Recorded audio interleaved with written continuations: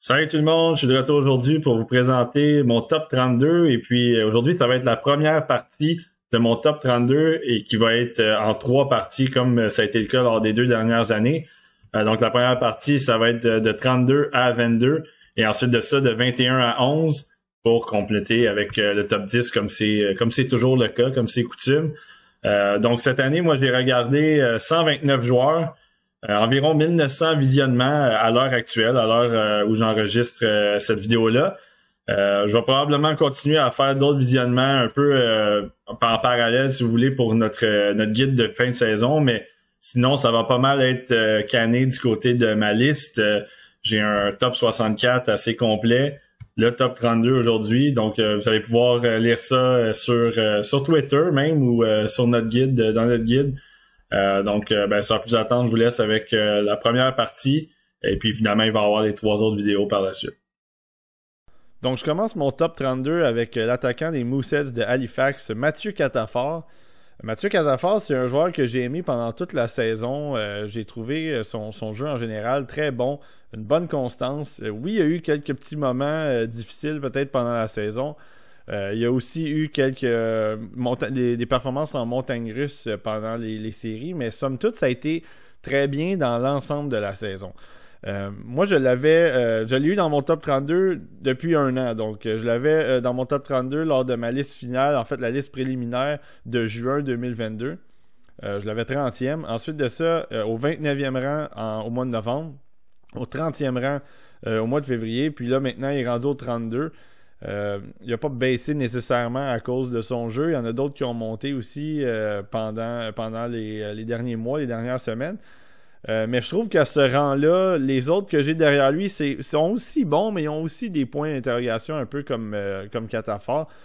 Moi, ce que j'ai aimé de Catafort, c'est que pour un jeune qui était à son année de repêchage, il a joué dans une équipe qui était très bonne. On le sait, les Mooseheads, beaucoup de joueurs de talent, une équipe qui s'est rendue en finale, c'est pas pour rien. Il y a eu des échanges, donc lui, il a baissé un peu des fois dans la hiérarchie, mais j'ai trouvé qu'il a continué à amener quelque chose à son équipe, peu importe le moment, peu importe que ce soit en début de saison, en mi-saison, quand il y a eu les transactions en série. Donc pour moi, ça a été c'est un peu cette qualité-là que j'ai aimé de Catafort, c'est le fait que même si c'était pas le gars le plus rapide, même si c'est pas, il est talentueux, mais c'est pas nécessairement le gars qui a des mains qui te font dire waouh, quel jeu spectaculaire. Mais il a été capable d'amener une certaine énergie près du filet, le long des bandes. Il a été capable de compléter des jeux quand c'était le temps. Il était capable de créer des jeux aussi. Je pense qu'on l'a vu lors de la finale contre les Remparts. Les matchs étaient diffusés à la télévision, donc peut-être que vous avez eu l'occasion de les voir aussi. Mais moi, du côté de Catafort, je pense que je le vois à l'aile. C'est un ailier. Il a joué au centre cette année. Puis il y a eu une belle séquence au centre. Il jouait avec Dumais et Stéphane Huard fils avant que Huard se fasse échanger. Puis il a vraiment levé son jeu d'un cran, moi je trouve, à ce moment-là. C'est pas nécessairement sa position naturelle, je dirais, mais je trouvais qu'il a été très bon. Il a une capacité à venir aider aussi en défensive, sans nécessairement que ce soit un centre défensif. Un peu comme on va peut-être le voir un peu plus tard avec Danielson et Callum Ritchie, puis des gars comme ça. Mais je trouvais qu'il aidait beaucoup les défenseurs en fond de territoire. Il était capable d'aider à la sortie de zone.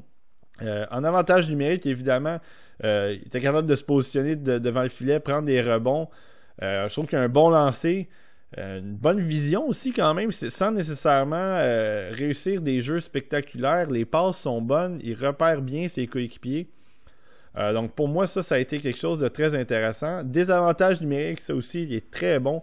Je trouve qu'il y a une bonne anticipation. Il est capable de bien se positionner pour intercepter des passes ou pour mettre un peu les défenseurs adverses dans le pétrin à la ligne bleue. Bonne pression. Donc pour moi, Mathieu Catafort, du côté du Québec, c'est vraiment l'espoir de la LHJMQ qui, je pense, qui était le meilleur défensivement. Évidemment, il y en a d'autres, peut-être en Ontario, Colby Barlow, dans l'Ouest, Nate Danielson, des gars comme ça.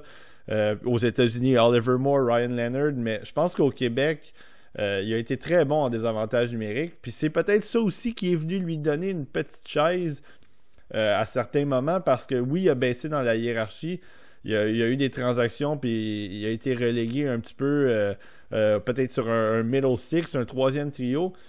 Mais je pense que dans la série contre le Phoenix, on l'a vu aussi quand Dumais s'est blessé. Il a joué avec Lheureux, il a joué avec Lawrence. Deux joueurs, en fait, Lawrence, beaucoup de talent quand même. Lheureux, un peu plus grinder, mais un petit peu agitateur. Donc, je pense que le trio, c'était bien, c'était équilibré. Donc, pour moi, Catafort, il a fait de belles choses pendant toute la saison, comme je le mentionnais. Petite correction, peut-être dans son jeu, c'est son coup de patin, évidemment. Il n'y a pas un patin lent, mais il n'est pas nécessairement le plus rapide non plus. Donc, c'est quelque chose qu'il va pouvoir améliorer. Mais je pense qu'au 32e rang, c'est un rang qui est efficace. Est-ce que En fait, efficace, c'est un bon rang que moi je trouve par rapport aux autres que j'ai devant lui, parce qu'il me semble relativement safe. C'est un joueur, je pense, que tu vas pouvoir utiliser un peu partout dans la formation. Il va pouvoir être utile. Est-ce que je garantis qu'il va jouer dans la Ligue nationale? Ça, on ne le sait jamais. Mais je pense que tu réussisses à le mettre sur un bottom six, peut-être qu'à un moment donné, il va y avoir des blessés. Tu vas pouvoir l'amener sur un deuxième trio, temporairement, premier trio, temporairement. Il va être capable d'aider. Il va être capable d'aider dans plusieurs situations. Une petite touche physique aussi. Donc, pour moi, Mathieu Catafort, c'est 32e rang. Puis je pense qu'il a vraiment un peu solidifié son jeu dans les derniers mois. Donc pour moi, c'est le joueur que j'ai au 32e rang. Donc on poursuit avec mon 31e rang. C'est le défenseur droitier suédois, Tom Willander. Willander, c'est un joueur aussi que j'ai aimé pendant toute la saison, mais qu'il n'était pas nécessairement dans mon top 32. Il était toujours un petit peu dans la trentaine, si vous voulez. Puis j'ai continué à le regarder tout au long de la saison, puis je l'ai monté 31e, puis je pense qu'il y aurait eu de la place pour monter un petit peu plus si j'avais peut-être eu plus de visionnement avec Rögle dans la J20, dans la nationale en Suède, parce que je l'ai vu beaucoup, Willander, mais dans des événements, dans des tournois. Donc, que ce soit au Linka Gretzky, que ce soit au défi Juniora, donc le 19 ans et moins 19 ans. On l'a vu au U18 dernièrement. Je l'ai vu aussi en série dans la J18, dont la nationale, mais J18. Donc, Willander, il a joué quand même beaucoup de hockey dans plusieurs niveaux. Puis, je pense que c'est un gars qui a eu une belle progression cette année, parce qu'au début de l'année, on voyait ses capacités de patineur, on voyait sa capacité à transporter la rondelle, à créer de l'attaque. Je pense que la défensive par moment était un peu suspecte, sans nécessairement dire que c'était un mauvais défenseur. Je pense qu'il y a eu un passage dans les matchs que j'ai regardés en J20 à un moment donné où je sentais que défensivement il était un peu moins stable que certains autres défenseurs qui sont plus hauts, qu'on va voir un peu plus haut dans les listes. Mais le côté offensif est très attrayant. Je pense qu'en transition, il est excellent. Bonne première passe. Comme je le mentionnais, il transporte la rondelle. J'ai pas trouvé qu'il y avait un mauvais lancer. Je trouve qu'il est très intelligent en avantage numérique. Donc pour moi, c'est un genre de joueur que...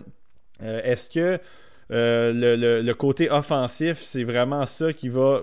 C'est sûr, en fait, que le côté offensif, c'est vraiment ça qui va attirer les regards. Mais s'il peut amener son niveau de jeu défensif à un autre niveau, puis je pense que, comme je le mentionne, je pense pas qu'il est mauvais défensivement, mais je pense juste que il y a quelques petites crampes au cerveau ici et là. Je les compare pas, mais peut-être un peu comme Jeff Petrie avait à l'époque, ou même encore aujourd'hui avec les Pingouins, mais souvent, il était quand même capable de faire les bons jeux en défensive, mais ça arrivait quelquefois une petite passe un peu bizarre, une couverture un petit peu échappée, alors que en théorie, ça semblait être facile de couvrir ce gars-là. Le positionnement devait être là, mais c'est très rare quand même. Donc, moi, je veux vraiment pas dénigrer son côté défensif. Je pense que c'est une petite facette à améliorer, mais côté contrôle de rondelle, il est très bon en avantage numérique, il est capable de manipuler les défensives, très bon le long de la ligne bleue aussi, avec sa mobilité, son agilité sur patin.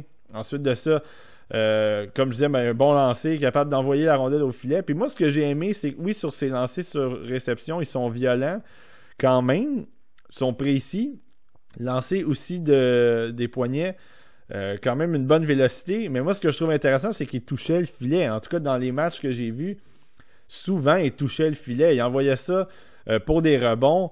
Oui, évidemment, si ça s'en va dans le top net, ça s'en va dans le top net, c'est parfait. Mais souvent, il donnait la chance à ses coéquipiers de faire le travail. Donc, faire dévier ou soit qu'il y ait un rebond ou des choses comme ça. Donc, je pense que Willander, c'est un genre de défenseur droitier que on a souvent parlé de David Reinbacher puis la capacité à jouer dans les deux sens puis tout ça. Mais je pense que Willander, il y a ce côté offensif-là que tu pourrais avoir dans ton équipe qui viendrait pas mal mieux, en tout cas en ce qui me concerne, que Reinbacher puis peut-être au niveau un peu de Axel Sandin Pellikka. Puis défensivement, si tu réussis à travailler un peu plus ça de son côté, moi je pense que l'impact va être similaire. Puis là, c'est encore une fois, ça c'est mon opinion. Là. Mais je pense qu'un gars comme Willander, son impact peut être similaire à Reinbacher dans 5, 7, 8 ans. Parce que il y a un potentiel vraiment explosif à l'attaque. Puis il y a vraiment une capacité qui peut s'améliorer en défensive. Puis je pense que si vous l'avez vu du côté du U18 dernièrement, vous avez vu à quel point il a été bon avec ses coéquipiers, mais même lui-même pour produire. Il a été très bon en avantage numérique. C'était le gars qui dirigeait l'avantage numérique vers la fin du tournoi. Il a même relégué un peu Sandin Pellikka, je ne veux pas dire aux oubliettes, mais il l'a tassé un petit peu dans la façon dont l'avantage numérique se déployait, la boîte un peu se déployait. Donc pour moi, Willander, c'est ça. C'est un défenseur que j'ai vu en série aussi au J18 qui était vraiment très dominant par rapport à ce niveau-là. Au J20 aussi, j'ai regardé 2 matchs de série. Il a été très bon aussi. Donc, je pense que déjà dans son niveau, on voit à quel point il est efficace, à quel point il est capable d'amener son jeu à un niveau que d'autres joueurs dans cette ligue-là, à son âge, sont un peu moins capables d'amener. Puis c'est pas pour rien, je comprends un peu Button qui le monte 8e dans sa liste après le U18. Je trouve que c'est un petit peu de cas de recency bias en ce qui me concerne, mais je peux comprendre pourquoi il y a certaines personnes qui aiment ce style de défenseur-là, parce que moi, je trouve que il est vraiment bon pour alimenter l'attaque, relancer l'attaque. Donc, pour moi, s'il réussit à développer un petit peu de jeu physique aussi, s'il réussit à développer un petit peu de masse musculaire pour protéger son devant du filet, parce que selon les statistiques qu'on a, il est 6 pieds 1, 180, ce qui est quand même pas un mauvais gabarit. S'il peut amener ça à 195, 200, avec la mobilité, le patin qu'il a, ça peut être vraiment un troisième défenseur dans la Ligue nationale. La raison pourquoi je l'ai laissé 31e, puis je l'ai pas monté plus que ça, c'est que je trouve que j'ai manqué, comme je dis, un peu de visionnement du côté de Willander dans sa ligue, dans la nationale J20. Donc, les tournois, des fois, c'est facile de s'emballer. Je pense que même au défi mondial des moins de au Junior A, en fait, des moins de 19 ans, il a été très bon aussi. Mais encore une fois, c'est pas la meilleure compétition. Puis au U18 aussi, il y a une compétition qui est bonne, mais c'est pas toujours la meilleure non plus. On l'a vu avec le Canada, c'est pas une grosse équipe. Donc c'est ça. J'ai eu encore mes réticences, mais si je m'étais vraiment lancé, là, il aurait pu monter peut-être plus haut, peut-être mi-vingtaine, entre 23-24-ish là, dans ce coin-là. Donc Tom Willander, un défenseur que j'aime beaucoup, qui aurait probablement pu monter, malheureusement.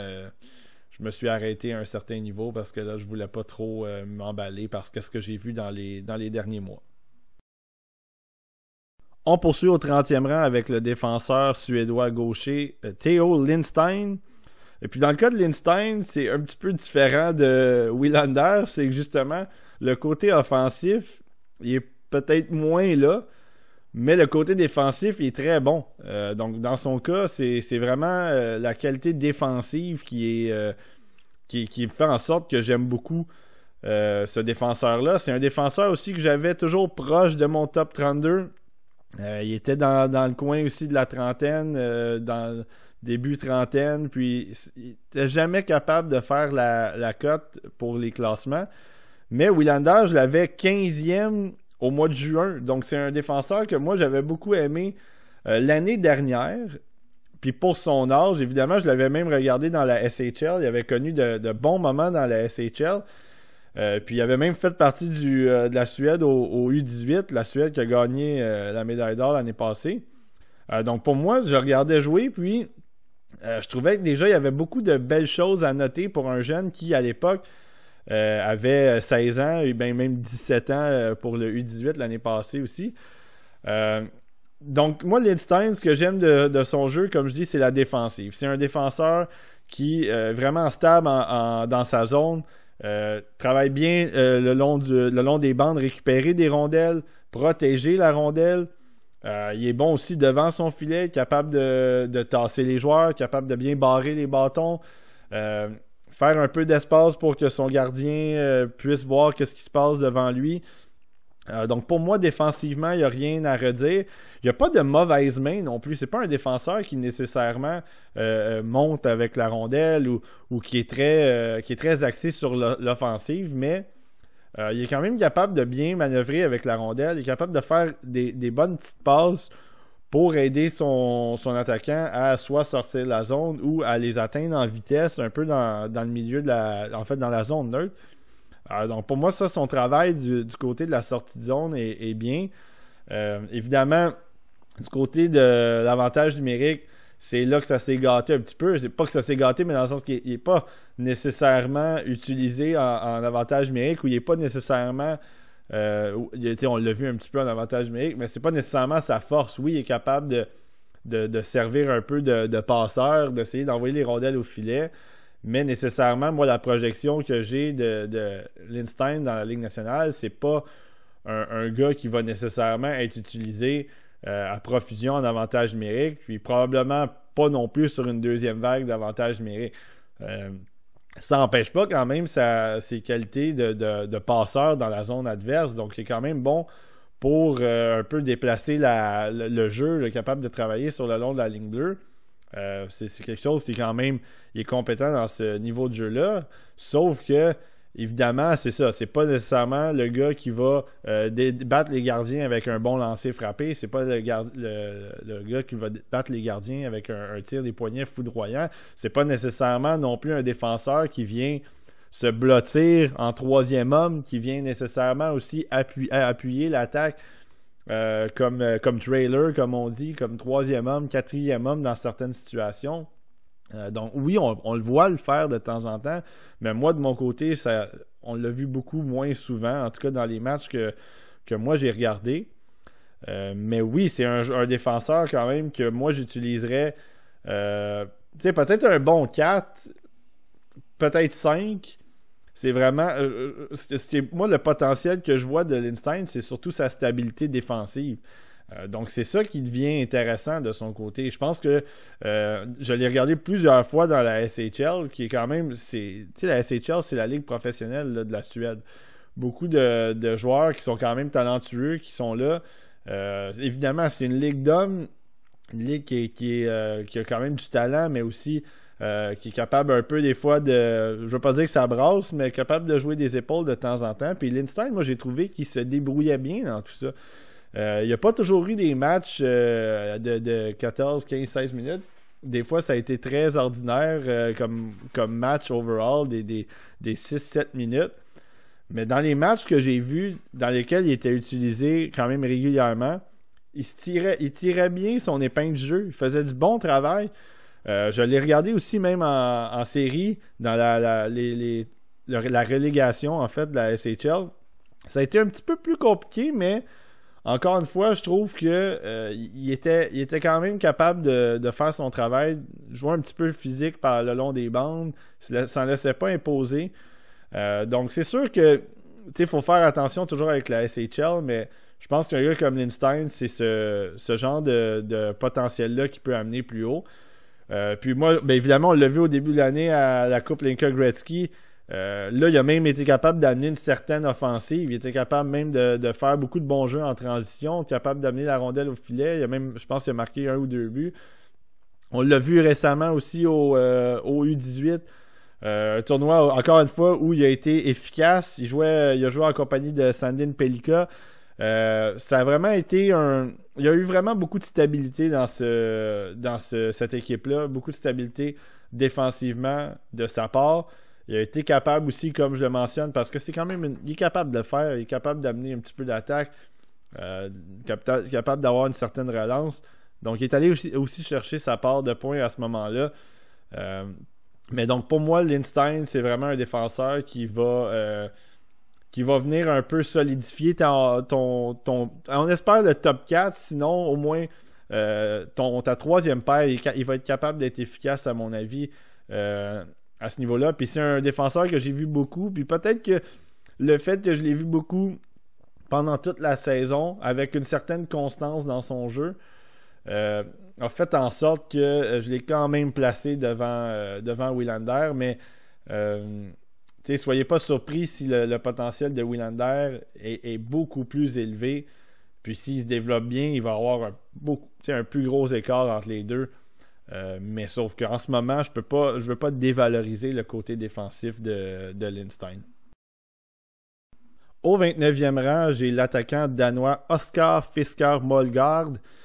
C'est un attaquant qui a joué en SHL cette année. En fait, la majorité de ses matchs ont été en SHL.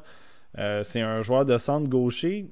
Il est capable de jouer à l'aile aussi. Puis c'est vraiment un peu la raison pourquoi Fisker Molgaard, moi je l'avais un petit peu plus bas aussi à mon classement de mi-saison. C'est que j'avais regardé quelques matchs évidemment dans la SHL. J'ai regardé quelques matchs dans la nationale. Puis je voulais vraiment me faire une bonne tête sur lui. J'avais regardé pas assez de matchs vraiment pour me risquer à ce moment-ci de la saison, au mois de février, le mettre dans le top 32. Je l'avais plus vers le début quarantaine, fin trentaine. Mais je pense qu'au fur et à mesure que j'ai regardé des matchs, j'ai porté attention à lui. J'ai regardé quand même plusieurs matchs de la SHL.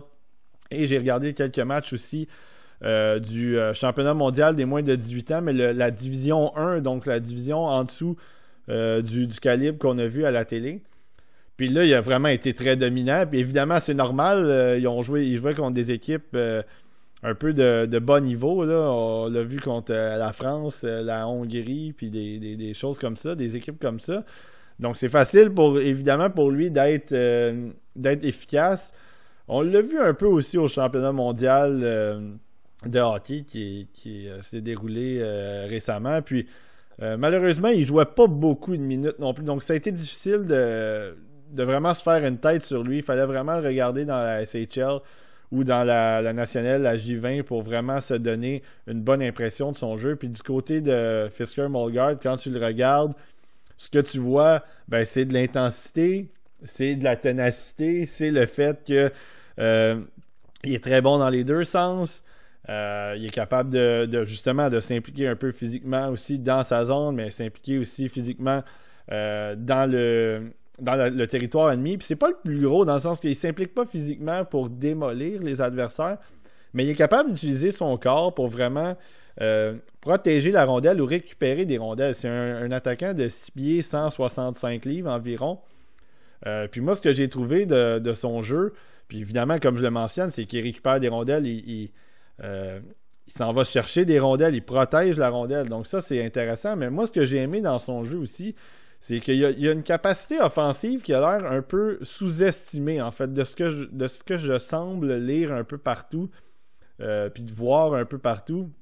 J'ai l'impression que les gens voient pas en lui une capacité à aller chercher de l'offensive à un plus haut niveau. Puis pourtant, moi, je le trouve très intelligent offensivement. Je trouve qu'il y a de très bonnes mains. Il n'y a pas un très bon lancer. Et son lancer est assez ordinaire. Mais il est près du filet. Il est capable d'aller chercher des retours, capable de faire dévier des rondelles. J'aime son jeu style un peu plus nord-sud, évidemment.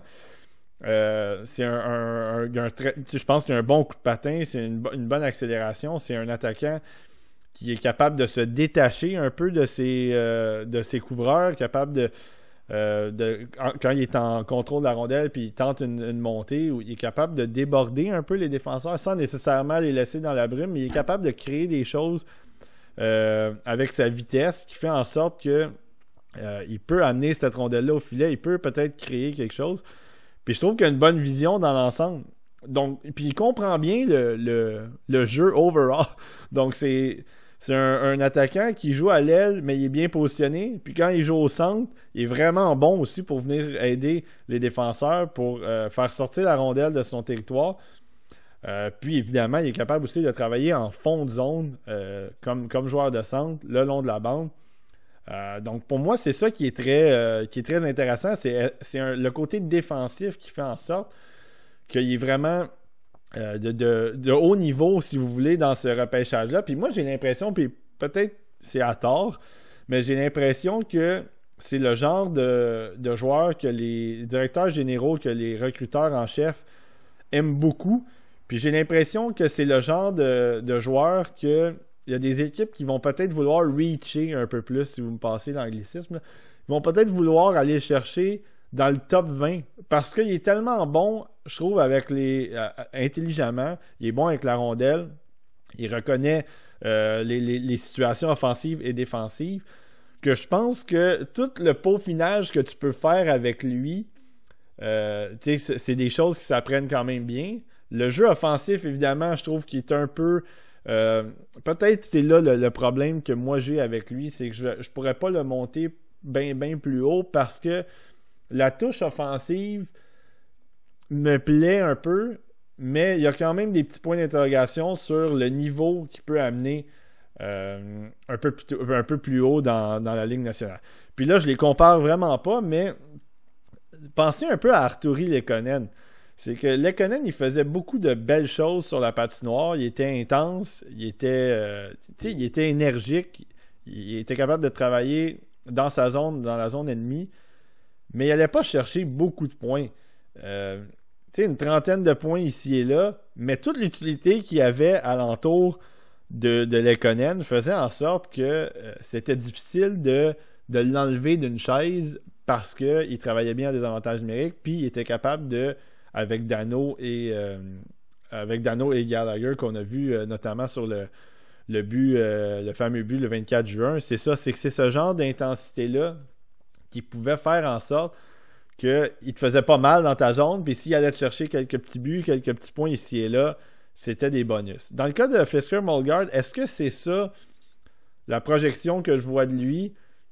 C'est ça, je sais pas. Tu sais, Lehkonen, évidemment, bon, là je reviens à Lehkonen, même si c'est pas la comparaison que je fais, mais vous avez vu à quel point il a explosé au Colorado avec des joueurs de talent.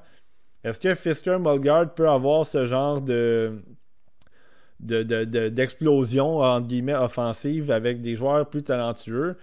Ben oui, c'est pas impossible. Est-ce que c'est ça le plafond qu'on doit lui donner offensivement? C'est là que moi je suis un peu moins sûr. Mais juste pour le jeu général, le jeu d'ensemble, le two-way, avec la vitesse, avec le contrôle de rondelle, avec le travail acharné, la ténacité, et ainsi de suite, je pense qu'il y a une possibilité d'aller chercher ce potentiel-là. Peut-être pas à un niveau de 70 points, 75, 80 points, mais s'il peut aller chercher du 45-50 points régulièrement, avec toute l'intensité, avec toute l'énergie, le travail défensif qu'il amène, je pense que Fisker-Molgaard, ça va être un choix assez safe, si je veux, si on peut dire comme ça. Mais c'est la raison pourquoi je le laisse un peu en bas de fin de première ronde, c'est que c'est ça. J'ai un peu de misère à évaluer son plafond offensif. Mais joueur très utile, je pense que c'est un joueur qui, même en fin de première ronde, je pense au Canadien qui a un choix tardif, là, ça pourrait être un joueur très intéressant s'il commence à glisser un peu, ce qui pourrait arriver d'ailleurs dans son cas, compte tenu un peu de ce qu'on a vu ici et là dans des listes puis les évaluations à gauche puis à droite. Au 28e rang, c'est le défenseur gaucher des Blades de Saskatoon, Tanner Molendyk. Molendyk, c'est vous avez probablement entendu parler de lui à notre mid, notre classement de mi-saison. Je l'avais 24e. Puis j'ai trouvé, moi, personnellement, que Molendyk, c'était un des défenseurs avec le meilleur coup de patin du repêchage. C'est un patineur fluide, un patineur agile dans toutes les directions, de reculons. Je le trouve très bon. Il il se fait rarement prendre à contre-pied, puis ça, j'en ai parlé. C'est le genre de défenseur que si tu veux le battre à 1 contre 1, t'es mieux d'avoir toute une paire de mains. Puis si tu veux le déborder, si mettons t'es un gros gars de 6 pieds 2, 200 qui a du patin, tout ça, t'es mieux d'avoir tout un élan parce qu'il est vraiment agile dans ses changements de direction, dans ses croisements. Le bâton est bien placé. Je trouve que défensivement, il est très efficace. Puis peut-être même sous-estimé aussi, en guillemets, dans le sens que défensivement, c'est pas un gros gabarit, Molendyk. Selon les stats qu'on a, il est 5 pieds 11, 175. Puis, moi, je trouve qu'il se débrouille vraiment bien en défensive, sans nécessairement être très physique devant son filet. Il est sneaky, capable de barrer les bâtons, de lever les bâtons. Le long de la bande, il échappe aussi à la pression. Je pense que c'est un défenseur qui fait vraiment du bon travail pour protéger la rondelle dans sa zone. Je pense que du côté offensif, on l'a vu par moments cette année, il y a eu un petit peu un manque de production peut-être à certains égards, peut-être aux yeux de certaines personnes. Mais moi, je trouve que c'est un défenseur qui a été très bon pour la relance, très bon justement avec son patin pour transporter la rondelle, pour donner de l'appui offensif. Il venait des fois s'insérer en zone adverse comme 3e homme. Il venait s'insérer dans les boîtes. Il a quand même un bon lancer de la pointe.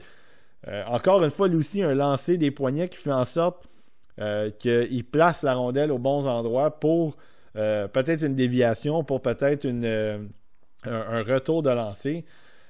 Puis aussi, des fois, s'il y a du trafic, la rondelle peut rentrer directement dans le filet. Il place bien ses lancers. Donc pour moi, c'est ça. Je pense qu'en avantage numérique, ça devient... encore une fois, c'est pas des comparaisons pour qu'est-ce que c'est, mais on dirait qu'il me fait penser un peu à un genre de Mark Streit à l'époque du Canadien. C'est que capable de décocher un bon tir sur réception au bas, quelque chose qui peut un peu mettre les défensives un peu sur les talons. Là, la rondelle est à tes pieds, tu sais pas trop où est-ce qu'elle est. Ou il est capable de justement aussi amener la rondelle à des coéquipiers, placer la rondelle dans des positions pour alimenter des tirs sur réception. Donc pour moi, Molendyk, le côté offensif, j'ai beaucoup aimé cette année. Est-ce qu'il aurait peut-être pu avoir un peu plus de points? Bon, ça c'est... Les Blades avaient une bonne équipe, donc peut-être que c'est un argument. Mais en série, moi j'ai trouvé qu'il avait été très bon en série. La première ronde, je pense que ça a été peut-être un petit peu plus so-so, mais en même temps, ensuite de ça, quand ils ont affronté les Pats de Regina, j'ai trouvé qu'ils s'étaient quand même bien tiré d'affaire avec ce que proposait un gars comme Connor Bedard ou même un peu d'autres. Il y a eu d'autres matchs un peu intenses aussi avec un peu d'offensive pendant cette série-là. Mais moi, j'ai trouvé qu'il a été quand même assez stable. Ça aurait pu être facile de vraiment mal paraître. Là. Connor Bedard, je pense qu'il y a eu une vingtaine de points dans cette série-là en 7 matchs. Puis du côté de Molendyk, bon, il a quand même résisté un peu à la tempête. Puis ensuite de ça, quand les séries se sont poursuivies du côté des Blades, j'ai trouvé, bon, évidemment, il y a eu leur remontée en deuxième ronde. Donc j'ai trouvé qu'il a été efficace dans son style de jeu. Puis il a été assez stable, il a été capable de gérer la pression des séries en étant un défenseur assez utile pour cette équipe-là. Donc pour moi, Tanner Molendyk, c'est la projection que j'aimerais voir de lui. C'est un bon 4 lui aussi, avec une capacité à travailler sur l'avantage numérique, capacité à être parfois un peu je vais utiliser le mot sneaky encore une fois, peut-être cette capacité-là à aller à venir aider l'attaque, à venir appuyer un peu les contre-attaques aussi de ses coéquipiers. Donc pour moi, Tanner Molendyk, je l'ai beaucoup aimé, surtout mais dans la deuxième ronde de série, là je reviens sur la deuxième ronde de série, je l'ai beaucoup aimé dans les victoires de son équipe, dans les matchs que j'ai vus contre les Rebels. Je trouve qu'il était vraiment c'était vraiment peut-être le plus stable, si on veut, à l'attaque et à la défensive du côté des Blades dans cette série de matchs-là, les 4 victoires consécutives. Là, les Blades perdaient 3-0 dans la série. Moi, j'ai trouvé qu'il a été vraiment solide. Puis j'aimerais le voir atteindre peut-être une deuxième paire, comme quatrième défenseur. J'aimerais le voir atteindre ce niveau-là dans la Ligue nationale. Mais le petit gabarit fait en sorte que c'est ça. Ça risque d'être peut-être compliqué. Mais de mon côté, j'ai vraiment aucun problème à le projeter dans la Ligue nationale parce qu'il y a le patin, il y a l'agilité, il y a la vision. Il est intelligent quand même offensivement. Donc ça va toujours quand même lui donner un avantage parce que les défenseurs quand même qui patinent, qui sont capables de créer de l'attaque, t'en as besoin. T'as besoin d'avoir ces défenseurs-là pour donner des rondelles à tes joueurs de talent, tes joueurs qui sont rapides. Donc pour moi, Tyler Molendyk, il coche ces cases-là, fait en sorte que il y a un potentiel élevé à mon avis. Puis 28e, je l'ai fait baisser un peu parce que c'est ça, il y a eu certains matchs que j'ai trouvé qui étaient il était juste correct. Il a ressorti du lot, puis ensuite de ça, il y en a d'autres aussi qui ont monté, donc 28e. Puis il n'avait pas été mauvais non plus au match des meilleurs espoirs au mois de janvier. Donc il y a contre les joueurs de son âge, puis les meilleurs joueurs de son âge. Donc je trouvais qu'il avait été très bon. Donc Tanner Molendyk, 28e. Quand même un très bon défenseur pour le futur, selon moi. Donc, je poursuis au 27e rang avec le défenseur des Wildcats de Moncton, le Québécois Étienne Morin. Étienne Morin, c'est un autre qui a été dans mon top 32 depuis le mois de juin dernier. Donc, 32e au mois de juin, 32e au mois de novembre, 28 au mois de février et maintenant, tout juste devant Tanner Molendyk, 27e pour ma liste. Moi, ce que j'aime beaucoup de Morin, puis évidemment, le côté défensif de Molendyk, peut-être que Morin l'a un petit peu moins, mais je le trouve pas mauvais en défensive, mais je trouve qu'il est plus physique, par exemple. Il est capable de donner quelques petites mises en échec de ce côté-là, du côté de la défensive. Donc, il s'en laisse pas. Il est un peu plus gros, évidemment. Il est 6 pieds 185 environ, donc il a le gabarit aussi pour s'imposer un peu plus physiquement, pour travailler le long des bandes. Quelques petites pertes de couverture défensive du côté de Morin de temps en temps. Peut-être un petit peu trop... peut-être un peu aimanté par la rondelle par moment. Mais c'est pas quelque chose de très dramatique, moi, ce que j'ai vu de son côté. La raison pourquoi Morin, je l'ai devant Molendyk, c'est que vraiment, le côté offensif de Morin il est très élevé. Puis je pense que vous l'avez vu, si vous l'avez suivi pendant toute la saison, si vous l'avez suivi pendant les séries, il a vraiment été...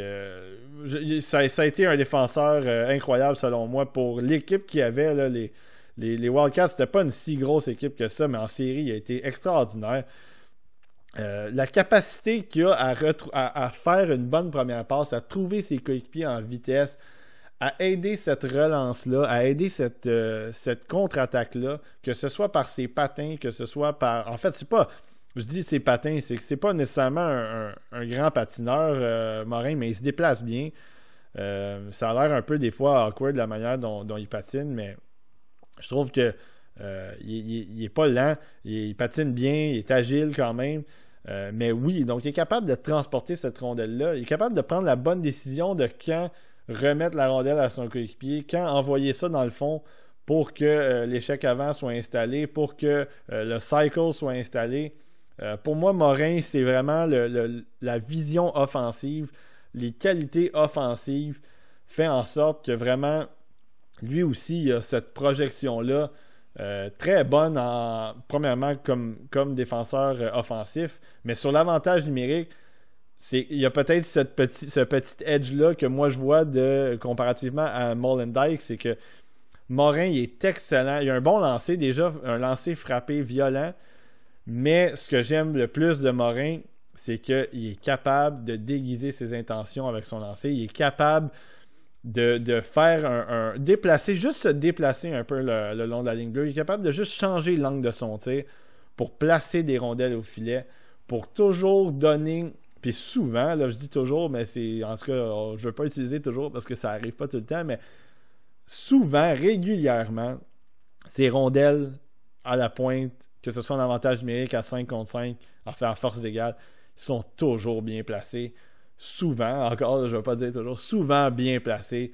Il y a vraiment une capacité à mettre les rondelles au filet, à les mettre dans des positions pour ses coéquipiers, pour des retours, pour des déviations. Moi, Morin, vraiment, j'ai beaucoup aimé même sa progression cette année. Je trouve que cette année, il a été...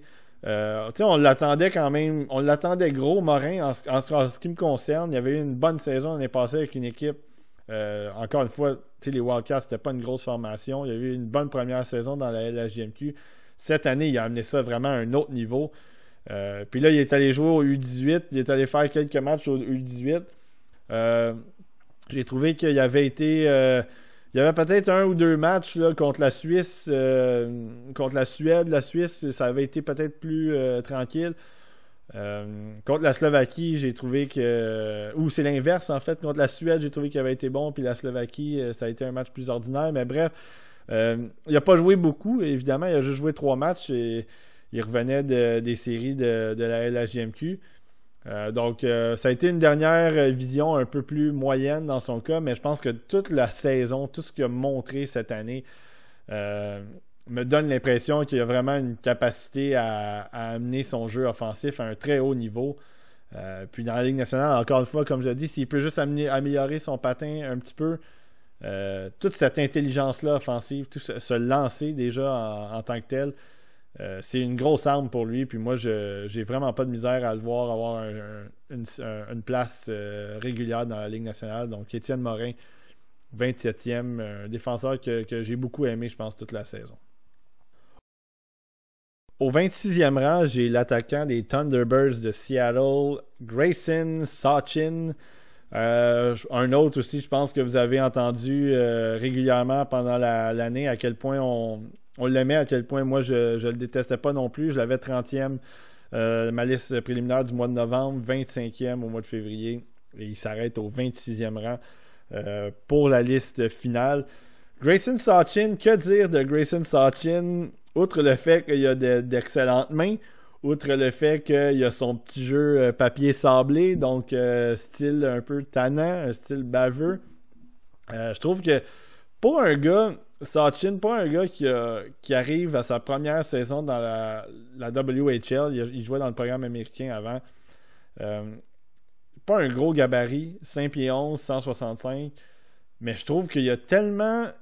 on dirait qu'il a su s'adapter très bien à cette nouvelle ligue-là, à ce niveau de jeu-là, qui est quand même rude. La WHL, c'est un niveau qui est quand même difficile à jouer parce que oui, il y a quand même beaucoup de buts qui se marquent, il y a beaucoup de points, mais ça joue physique. C'est une ligue qui brasse quand même beaucoup, puis c'est difficile des fois pour des petits joueurs comme ça de vraiment ressortir du lot, à moins que tu aies un talent de très haut niveau, puis ça tombe bien, Sachin, c'est ça qu'il a. Très bonne vision du jeu, très bonne créativité.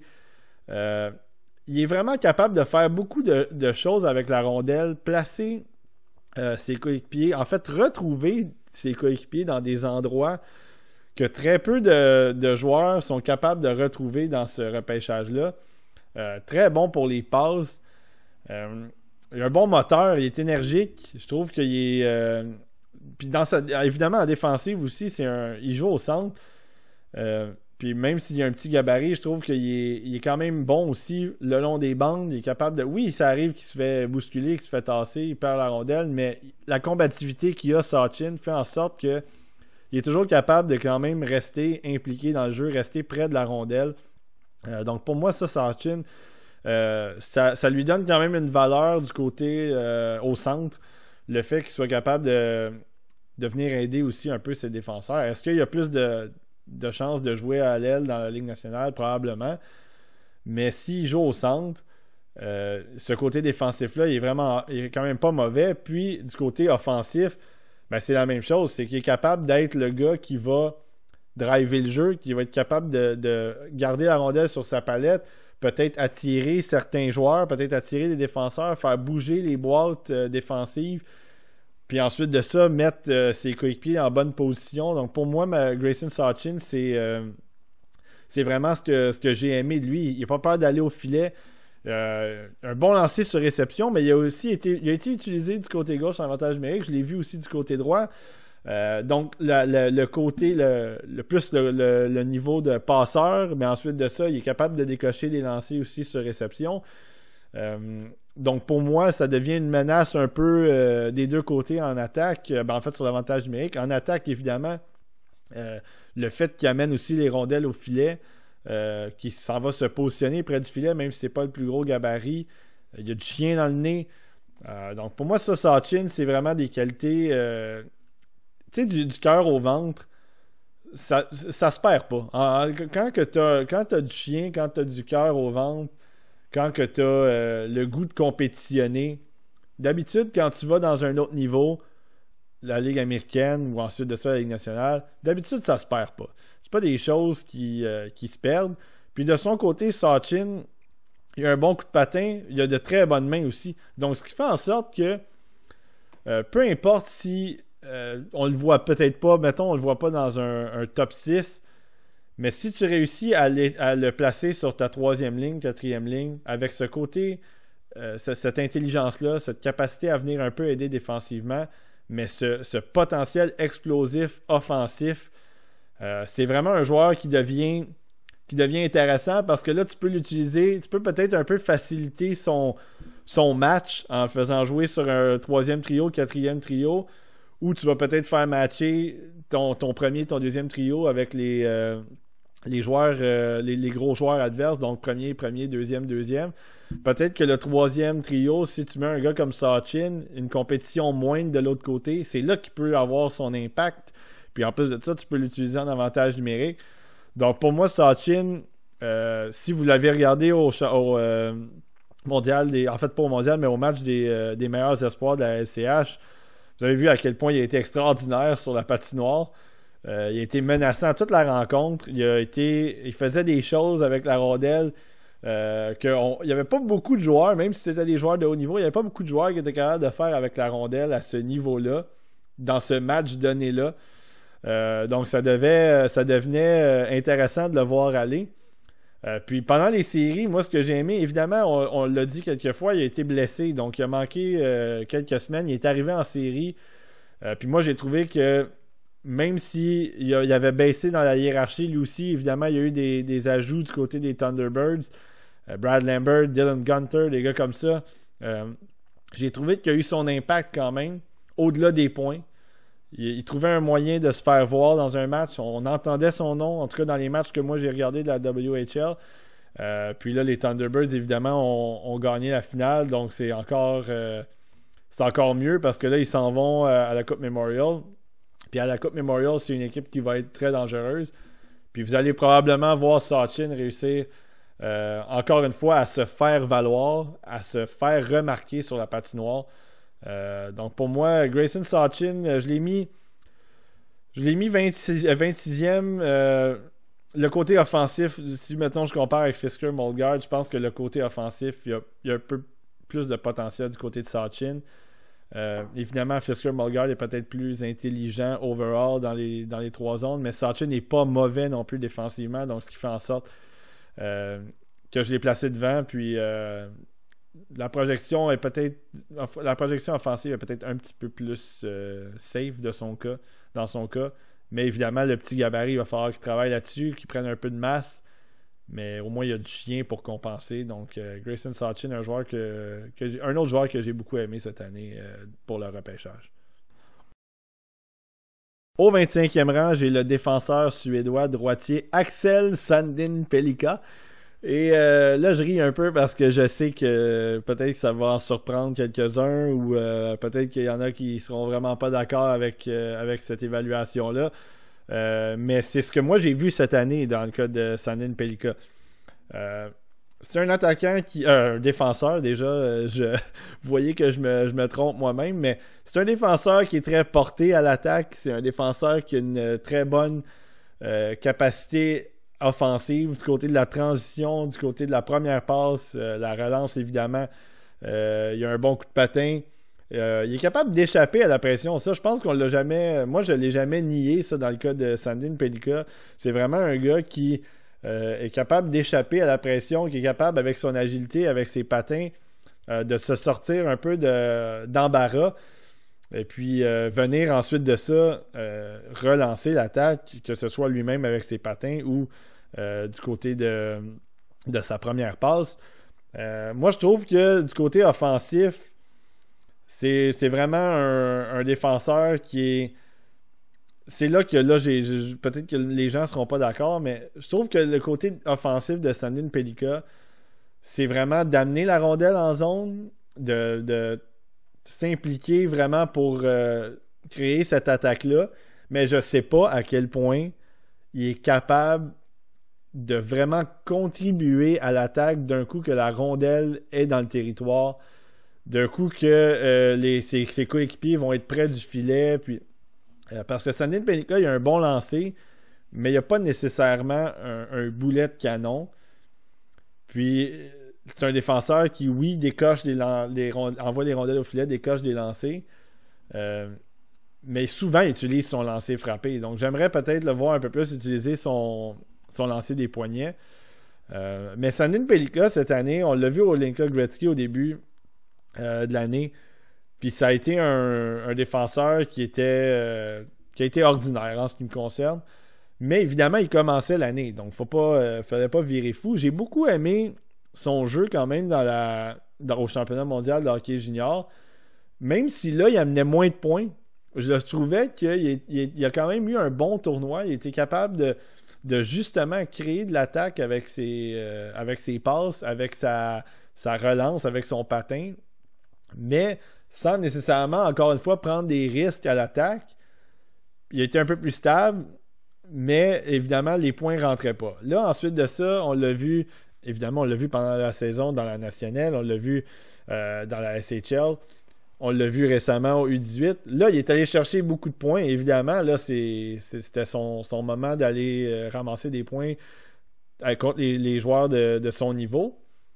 Mais j'ai pas trouvé nécessairement qu'il avait été extraordinaire dans ce tournoi-là. Oui, il a été bon. Il a fait du très bon travail dans ce tournoi-là, en attaque, en défensive. Mais j'ai pas trouvé qu'il avait été bien supérieur à Willander. J'ai pas trouvé qu'il avait été bien supérieur à Lindstein. Même si, oui, il avait été... Tu voyais qu'il était quand même une petite coche en haut des deux autres. En tout cas, en ce qui me concerne. Moi, du côté de Sandin Pellikka, puis à toutes les fois, je fais un gros disclaimer là, parce que c'est pas une comparaison un pour un. J'ai toujours eu l'impression il me donnait une vibe de Victor Mété, il me donnait une vibe de Mathias Norlinder, genre de gars qui est très bon avec ses patins, très bon avec la rondelle, mais qui est pas nécessairement, qui a pas nécessairement un outil en attaque d'un coup que la rondelle est dans zone pour générer des points. Il n'y a pas la créativité, selon moi, d'un gars comme Gouliaïev, mettons, du côté russe. Il n'y a pas cette vision-là, cette capacité à faire des passes spectaculaires d'un côté à l'autre ou à trouver vraiment des gars dans la zone. Donc, pour moi, il est là. Quand la rondelle va de son côté, il est capable de faire ces choses-là, mais il n'est pas nécessairement à un niveau élite en ce qui me concerne du côté de l'attaque.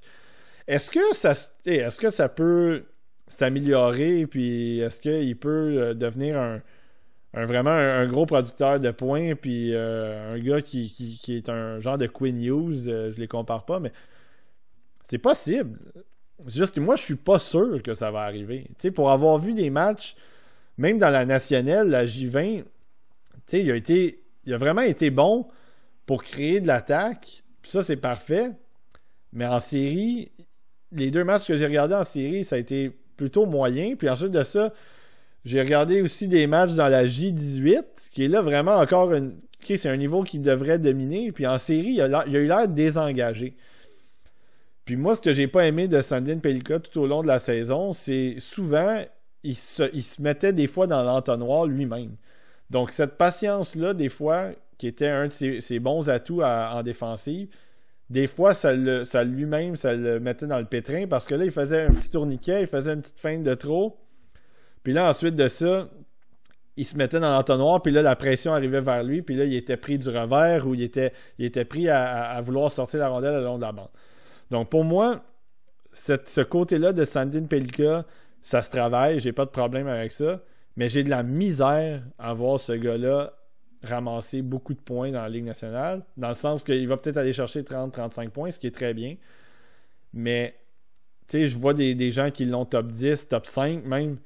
Je trouve que la bouchée, elle est très grande pour un joueur comme ça. Puis nécessairement, il y a un bon gabarit, il y a un gabarit qui est correct, qui va prendre la masse. Il est 5 et 11, 180. Il va peut-être amener ça à 6 pieds, 190, 195. Il est quand même capable de protéger le devant de son filet. Donc ça, défensivement, c'est correct. Mais je ne sais pas à quel point non plus il y a de la place pour vraiment être bon défensivement, pour être solide défensivement. Donc là, tu le places où dans une équipe? C'est quoi la chaise qu'il va avoir dans une équipe? Est-ce que ça va être un quatrième défenseur axé sur l'avantage numérique lui aussi? Ben à ce moment-là, oui, il n'y a pas de problème. Je pense que tu utilises vraiment ses forces. Tu le mets en compagnie d'un défenseur gaucher plus défensif qui peut le protéger un peu. Est-ce que ça pourrait être un gars comme Gouli, mettons, si on parle du côté du Canadien? Ben, à ce moment-là, oui. Là, Sandin Pelika, je trouve qu'il a une bonne valeur. Mais est-ce qu'il a une bonne valeur pour le top 10? Est-ce que c'est le genre de défenseur que tu veux repêcher top 10? C'est là que moi, j'accroche. 25e, est-ce que c'est sévère? Ben, peut-être que oui, c'est sévère. Mais en même temps, il n'est pas si loin par rapport aux autres défenseurs que j'ai dans ma liste. Les autres défenseurs, je trouve qu'ils sont quand même pas mal supérieurs à eux. Mais il est meilleur que beaucoup de défenseurs en arrière de lui, dont Morin, dont Molendyk, Lindstein, Willander. C'est tous des défenseurs que j'ai derrière lui. Parce que le côté offensif de Sandin Pelika, je trouve que c'est là sa force. Sans nécessairement amener des points, la force de Sandin Pelika, c'est tout ce qui entoure son jeu offensif, tout ce qui entoure son jeu créativité offensive pour relancer l'attaque, pour trouver des coéquipiers, pour ramener la rondelle dans l'autre zone. Puis si oui, tu sais, s'il réussit à plus s'impliquer, à aller faire plus un tour comme derrière les défenseurs, à être sneaky un peu, est-ce que même aller faire un tour près de l'enclave, est-ce qu'il est capable d'aller chercher sa part de points? Bien à ce moment-là, oui. Ça va être pour moi une valeur qui pourrait, c'est un choix qui aurait pu être un peu plus haut. Mais encore une fois, au-delà de tout ça, pour monter dans le top 10, pour monter dans le top 15, en ce qui me concerne, il aurait fallu que je voie en lui un défenseur de 55-60 points. Puis en ce moment, c'est pas ce que je vois, parce que oui, il y a des petites lacunes défensives aussi, Sandin Pelika, qui font en sorte que faut vraiment que tu le développes bien offensivement. Il faut vraiment que tu mises beaucoup sur son offensive, parce que sinon, défensivement, ça se peut qu'il te coûte de temps en temps quelques petits buts. Donc, Sandin Pelika, 25e. J'ai quand même aimé ce que j'ai vu de lui dans les dernières semaines, dans les derniers mois, qui font en sorte qu'il est passé de 29 à 25 sur ma liste. Mais je pense que quand vous allez entendre parler des 3 autres défenseurs que j'ai devant lui, vous allez peut-être comprendre pourquoi c'est un peu plus risqué, selon moi, dans le cas de Sandin Pelika pour le top 15 ou même le top 10. Au 24e rang, j'ai l'attaquant des Generals d'Oshawa, Callum Ritchie. Callum Ritchie, c'est un joueur de centre droitier qui a quand même un bon gabarit, un gabarit assez appréciable. Là. Il est 6 pieds 2, 190 environ.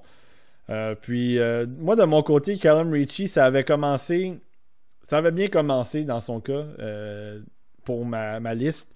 C'est un gars que j'avais 7e au mois de juin 2022. Ensuite de ça, il a commencé la dégringolade. Donc 11e au mois de novembre, 18e au mois de février, puis il termine 24e. Donc des chutes de 7 et 6 rangs pour arriver au 24e au mois de...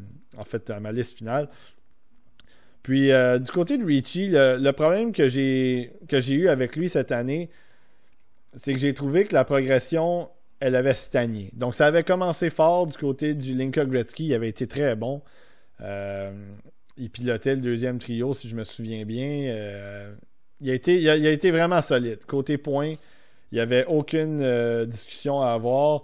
Côté jeu d'ensemble, il a été très bon. Évidemment, le Canada est allé chercher la médaille d'or à la Coupe Lincoln-Gretzky. Donc, pas de problème de ce côté-là.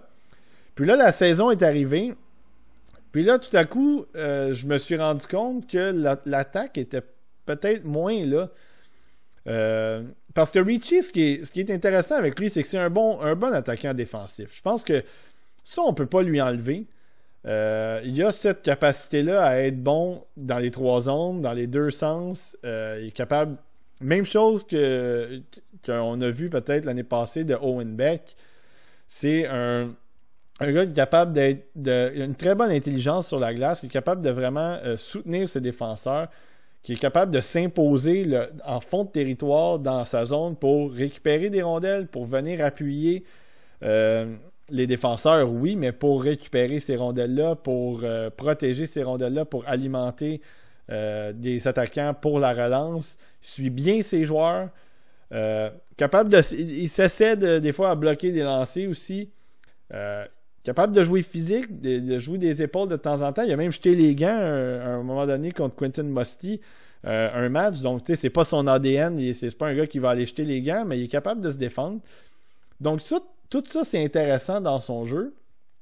Côté offensif, il y a un bon lancer, vraiment un lancer sec, un lancer violent. Il y a de bonnes mains, qui n'est pas nécessairement du calibre de Grayson Sachin, disons, mais il y a de bonnes mains capables de travailler en espace restreint avec la rondelle, capables de justement de déguiser un peu ses intentions, faire une petite feinte, envoyer ça à un coéquipier ou envoyer ça au filet. Il est capable de faire ça. Mais j'ai trouvé qu'offensivement, ça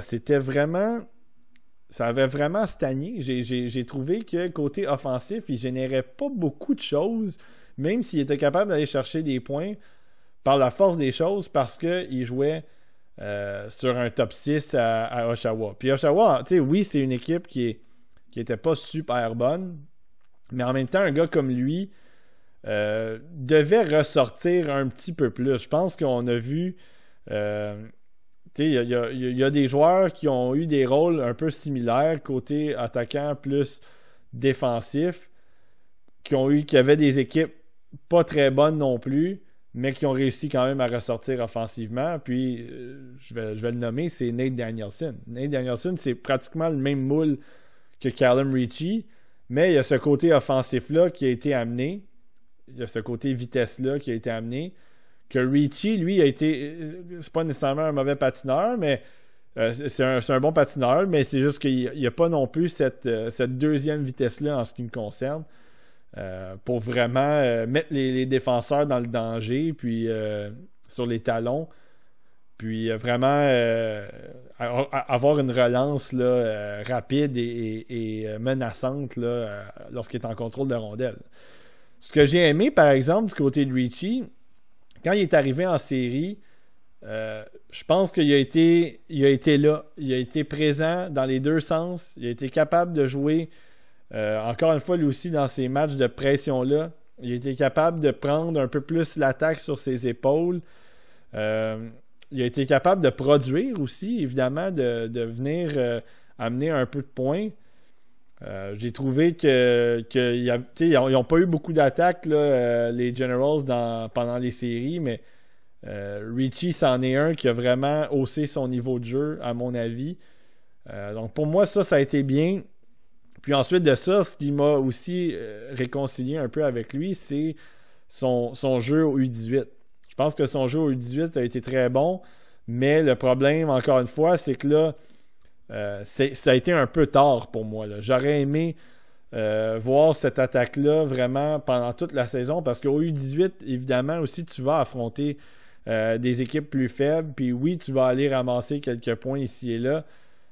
Donc pour moi, ça a été au moins du côté de Ritchie, il a été impliqué, il a été intense. Je trouve que c'est ça m'a un peu réconcilié avec lui, parce qu'il a été quand même assez menaçant côté offensif, tout en ayant ces habiletés-là de défensive qu'il a montré, qu'il n'a pas perdu aussi pendant toute la saison. Donc moi, Callum Ritchie, c'est parce que là, la projection que j'ai de lui, c'est plus un gars de troisième trio, donc centre de troisième trio.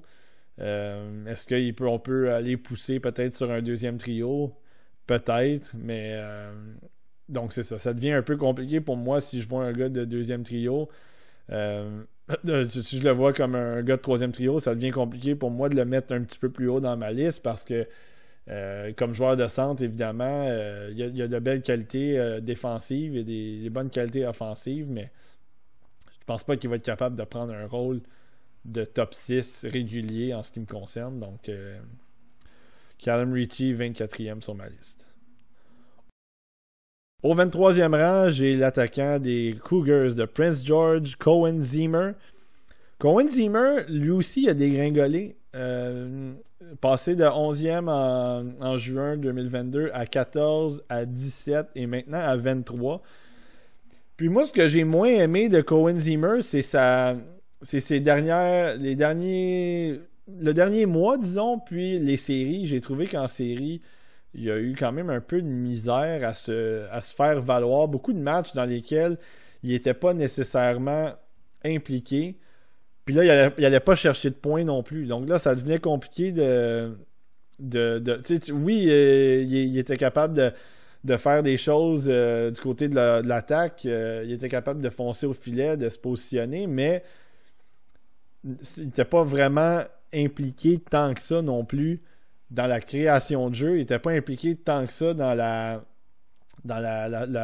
l'attaque en tant que telle. Donc pour moi, ça a été difficile. Puis Cohen Zimmer, c'est ça qui a été dommage, c'est que lui, en étant un overager, on ne l'a pas vu à nulle part. Donc on ne l'a pas vu à la Coupe Linka Gretzky.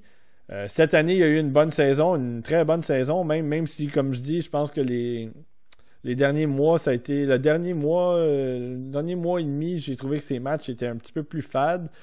Même si, évidemment, il a fini avec 89 points, 41 buts en 68 matchs, ça devient, c'est très impressionnant côté stats en tant que tel. Mais pour ce qui est de la saison, on a vu cette année, il jouait avec Riley Heidt, qui est un autre espoir admissible au repêchage. Il a joué en compagnie de Wheatcroft aussi, qui était son coéquipier de trio, qui lui est un joueur de 20 ans qui a eu une très belle année. Là, je pense qu'il a eu au-dessus de 100 points cette année avec les Cougars. Puis ça allait bien, ce trio-là. Je trouvais que les trois, ils se complétaient bien.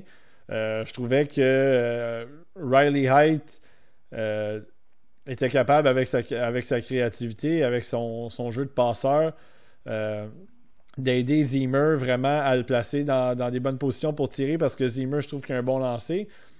Mais aussi, Zimmer créait de l'espace en fonçant au filet, en allant récupérer les rondelles le long de la bande, en s'impliquant avec des mises en échec, en jouant un peu le rôle de grinder, si on veut.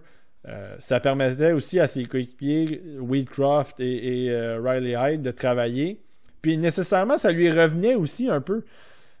Parce que Zimmer, à ce moment-là, en allant au filet, en travaillant près du filet, était capable de prendre des retours, était capable de faire dévier des rondelles, il était capable de faire reculer les défenseurs, ce qui faisait en sorte que ça créait de l'attaque sans nécessairement que ça soit lui le chef d'orchestre de l'attaque, si vous voulez. Donc pour moi, Zimmer, c'est ces qualités-là qui ressortent. C'est des qualités de joueurs qui travaille près du filet, le long des bandes, qui n'a pas peur ou dans le fond de zone, qui est capable de travailler sur le cycle, qui est capable de venir un peu déranger les défenseurs, de la combativité près du filet. Donc ça, c'est intéressant. Le côté offensif, il était là. Malheureusement, en série, c'est ça qui... Oui, OK, ils ont affronté les Thunderbirds, puis les Thunderbirds, ça a été une équipe qui ils les ont roulés sur le corps des Cougars. Là. Il y a eu des matchs assez violents. Là. Je pense que vous en avez vu sur ma chaîne. Là. Ça a fini 8-1, 8-2 quand on regardait justement Grayson Sachin. Mais Zimmer, je l'ai trouvé complètement effacé dans ces matchs-là. Il n'était pas au niveau qui avait été dans certaines parties de la saison où est-ce que je le trouvais un peu plus dominant à l'attaque. Puis même contre les Americans de Tri-City, ça avait été compliqué aussi dans cette série-là. Il y a eu des matchs où il ne créait pas beaucoup de choses non plus. Il n'était pas tant impliqué. Donc ça a été compliqué. Puis, il a été supplanté par certains coéquipiers. Caden Brown, du côté des Cougars, c'est un gars... c'est un joueur qui est peut-être classé 150e en Amérique du Nord. Je l'ai trouvé meilleur que Zimmer. Zach Funk, même chose. Zach Funk, lui, c'est un joueur qui a un petit peu plus d'expérience dans la WHL. Donc, c'est normal qu'en même temps, peut-être qu'il a ressorti un petit peu plus, mais c'est pas normal que ces joueurs-là ont éclipsé Cohen Zimmer en série, à mon avis. Donc, ça devient un peu compliqué de vraiment le monter. Puis, défensivement, Zimmer, c'est ça qui est plate, c'est qu'il n'est pas impliqué non plus. Donc, du côté de la défensive, il est là. Il est un peu passager. Puis, il devrait être plus impliqué, plus physique. Donc, ce qui fait en sorte que c'est un joueur qui a cette lacune défensive-là. Puis là, s'il devient un peu invisible en attaque, ben là, c'est que là, ça devient vraiment compliqué de lui donner qu'il y ait de l'impact, de lui donner de la valeur. Moi, la raison pourquoi je l'ai mis devant Callum Ritchie, c'est que je veux pas renier ce qu'il a fait pendant la saison quand même.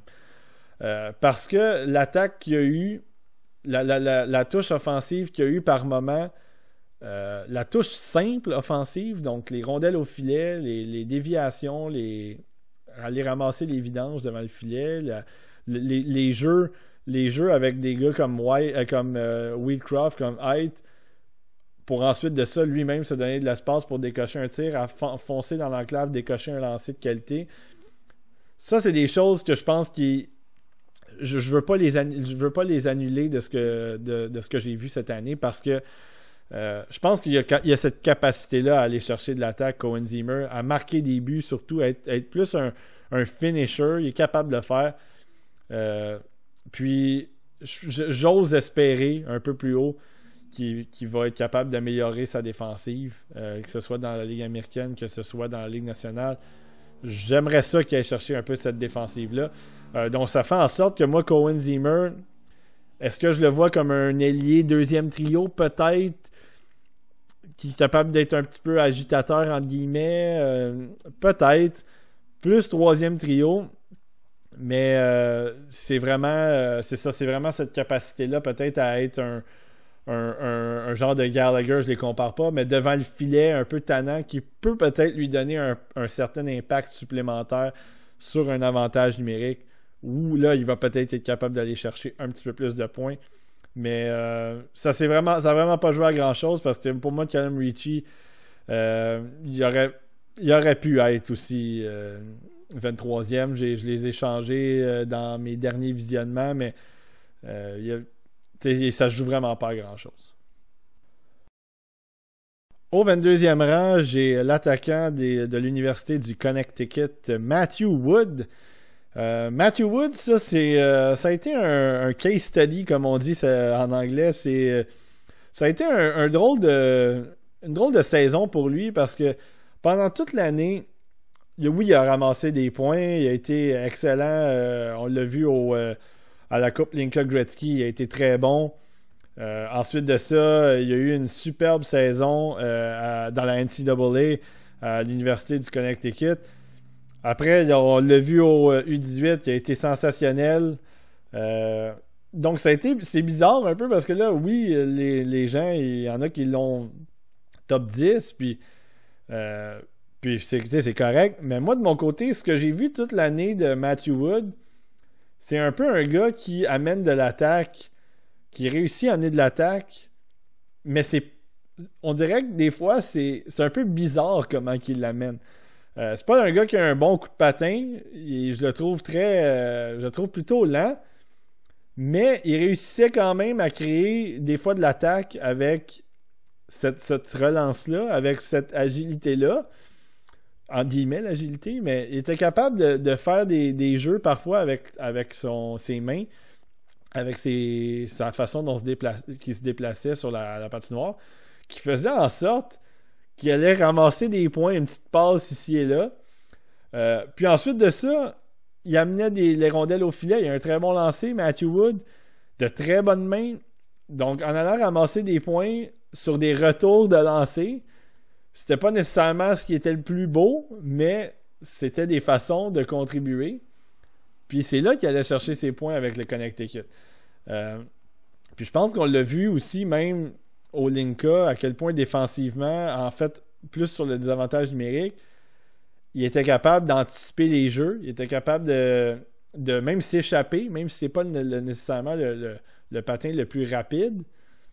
Ça faisait en sorte qu'il était capable de se créer lui-même des occasions de marquer dans des situations où est-ce que d'habitude tu t'en crées pas beaucoup en désavantage numérique. En avantage numérique, évidemment, il n'y a rien à redire. Il y a un très bon lancer, comme je l'ai mentionné, des poignets sur réception. Je l'ai trouvé quand même pas mauvais côté passe. J'ai trouvé parfois les passes à travers la boîte, quelques petits jeux, le petit tourniquet, le petit 180, les petites remises ici et là. Il était quand même relativement allumé en attaque. Pas juste en avantage numérique, mais en attaque en général. Mais en avantage numérique, je trouve qu'il a tenté quelques petits jeux. On voyait qu'il était un peu l'arme par moment en attaque avec son lancer. Puis il était capable d'être un petit peu trompeur avec ça en passant les rondelles à des coéquipiers. Ce qu'on a vu du côté de Wood au U18, je pense que c'est ça un peu qui vient fausser les données. C'est que oui, il a été très bon en attaque. Il a été très bon en attaque aussi dans la NCAA. Je pense qu'il y a eu un moment dans ce tournoi-là, la U18, où vraiment tout a bien cliqué pour lui. Avec Celebrini, puis peu importe là, avec qui était jumelé, mais surtout avec Celebrini, il y a eu une très belle connexion entre ces deux-là. Puis Celebrini, c'est un potentiel premier au total, là. Donc c'est sûr que il va rendre les joueurs meilleurs avec lui. Je dis pas que Matthew Wood, c'est nécessairement juste ça qui est arrivé dans son cas. Il a marqué des buts. Il a marqué ses buts aussi il les a travaillés, ses buts, avec son lancer. Il a récupéré des retours, récupéré des rondelles. Donc ça, il a marqué ses buts de la bonne façon aussi. Puis dans le cas de Wood, c'est moi ce que j'ai moins aimé, outre son patin évidemment, c'est que j'ai pas trouvé qu'il y avait une bonne créativité en relance, en contre-attaque. Je trouve que souvent, il tentait les mêmes feintes. Ça ne fonctionnait pas. Évidemment, il ne peut pas déborder les défenseurs parce qu'il n'y a pas le patin pour ça. Donc, il essayait de les traverser avec des feintes. Puis malheureusement, ça aboutissait pas. Puis là, côté créativité, c'est que là, mettons, il y a un 2 contre 2 qui se développe. Il y a de la misère, évidemment, à déborder le défenseur. Donc, il tente de le feinter. Mais si jamais il réussit la feinte, il n'y a pas de suite dans les idées en ce qui me concerne à partir de ce moment-là.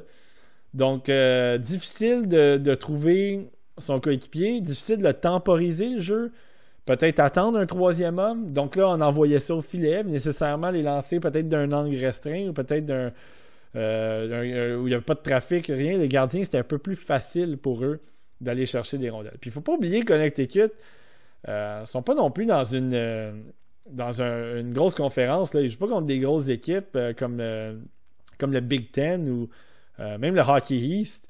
Donc, il faut faire attention aussi avec la compétition. Il y a eu des matchs où ça a été facile pour le Connecticut parce que, évidemment, il n'y avait pas non plus des adversaires très dangereux devant eux. Mais ça n'enlève pas tout ce que Wood a fait cette année. Je pense qu'il y a eu une très belle saison offensive. Défensivement, il n'est pas mauvais défensivement. Il est capable de venir aider ses défenseurs. Il est capable de... lui aussi, avec son gabarit, évidemment, 6 pieds 3, 195, je pense son gabarit. C'est sûr que il y a aussi cette capacité-là à venir barrer les bâtons, à venir voler les rondelles le long des bandes. Mais c'est pas une qualité première pour lui, mais il n'est pas mauvais non plus. Donc, Matthew Wood, la raison, encore une fois, puis je l'ai plus haut que Zimmer, je l'ai plus haut que Ricci, tout ça, c'est que je pense que son potentiel de top 6 est un petit peu plus assuré, entre guillemets, parce qu'il y a un très bon lancer, parce qu'il y a de très bonnes mains, parce qu'il est capable de les positionner devant le filet aussi quand ça le demande. Mais j'aimerais qu'il améliore ce patin-là. Puis s'il améliore ce patin-là, ben oui, à ce moment-là, un gars de deuxième trio qui est capable de finir des jeux, qui est capable d'amener les rondelles au filet de façon violente, ben oui, à ce moment-là, ça devient un joueur qui pourrait très bien travailler sur un deuxième trio, et puis avec de l'avantage numérique, évidemment, parce qu'il y a toute une arme comme lancer en avantage numérique. Donc pour moi, ça a un peu plus de valeur. C'est là que l'impact se trouve. Matthew Wood, c'est un gars que j'avais 18 en juin, 16 novembre, 23 en février. Donc il termine 22e sur ma liste finale. J'ai encore mes réticences côté patin puis côté intelligence. Donc c'est pour ça que je ne peux pas le monter plus haut. Mais il y a certainement le talent pour monter au moins dans le top 15. Puis je ne serais pas surpris qu'il sorte non plus dans le top 15 au repêchage.